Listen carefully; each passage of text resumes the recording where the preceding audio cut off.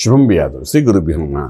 కన్యా రాశి వారికి ఫిబ్రవరి 1వ తారీఖు నుండి 15వ తారీఖు వరకు ఏ విధంగా ఉన్న విషయాన్ని మనం ఇప్పుడు విశేషం తెలుసుకోవడం ప్రయత్నం చేద్దాం. కన్యా రాశిలో ఈ కేతు యొక్క ప్రభావం కనిపిస్తోంది.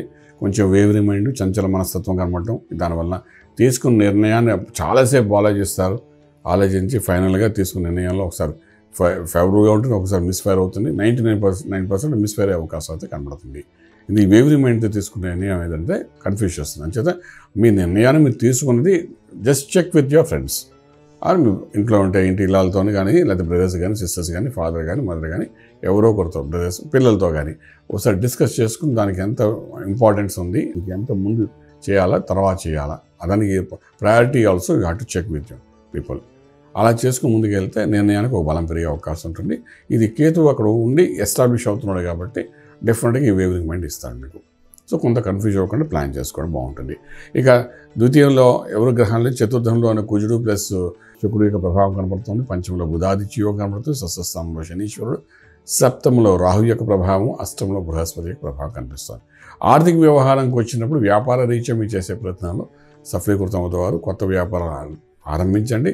దానికి కావాల్సిన ఇన్ఫ్రాస్ట్రక్చర్ అంతా తెచ్చుకోండి, దాని అగ్రిమెంట్స్ అంతా రాసుకుని అంతా రెడీ చేసి పెట్టుకోండి. 100% అందులో గ్రోత్ అనేది కనబడుతుంది. ఓకే, ఎప్పుడు కనబడుతుంది అంటే ఇప్పుడు చేసే ప్రతి ప్రయత్నానికి మే 1వ తారీఖు నుండి కొంచెం మంచి ఫలితాలు ఇచ్చే అవకాశం ఉంటుంది. మే 1 నుండి బాగుందన్నాం కదా అని చెప్పి ఆ రోజు మొదలు పెడతామని కాదు, ఇప్పుడు మొదలు పెట్టండి. ఎందుకంటే బుధాదిత్య యోగం పంచమ భావం ఉంది కాబట్టి మీరు పిల్లల ద్వారా ఏదైనా ఆరంభించాలని కూడా మీరు ప్రయత్నం చేయొచ్చు. పిల్లల ద్వారా ఒక గ్రోత్ కూడా డెవలప్ అయ్యే అవకాశం ఉంటుంది. మీ వ్యాపారంలో మీ పిల్లలు కూడా యాడ్ చేసుకునే అవకాశం ఉంటే చేసుకోండి. దానివల్ల కూడా సక్సెస్ఫుల్ అయ్యే అవకాశం బాగా కనబడుతుంది.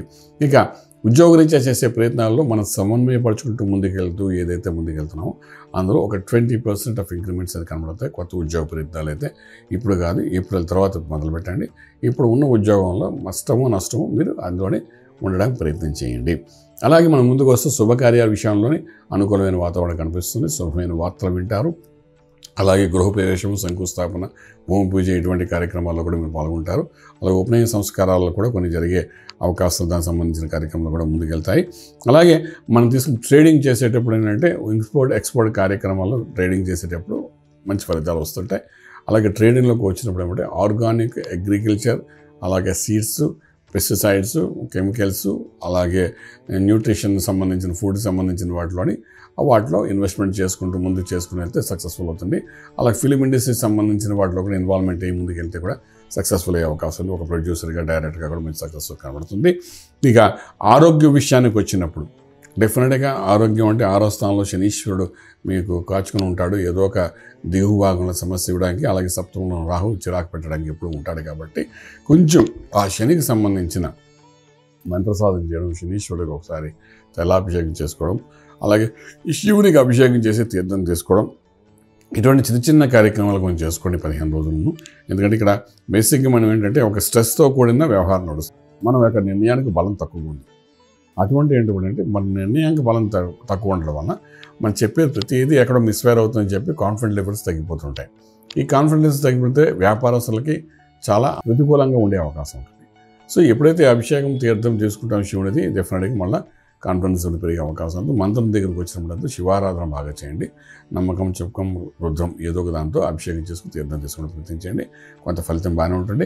ఇక చతుర్థంలో ఉన్న కుజుడు, శుక్రుడు యొక్క ప్రభావం వలన తల్లిగారికి కొంతవరకు ఆరోగ్యం విషయంలో ఎముకలకు సంబంధించిన సమస్య వచ్చే అవకాశం ఉంది.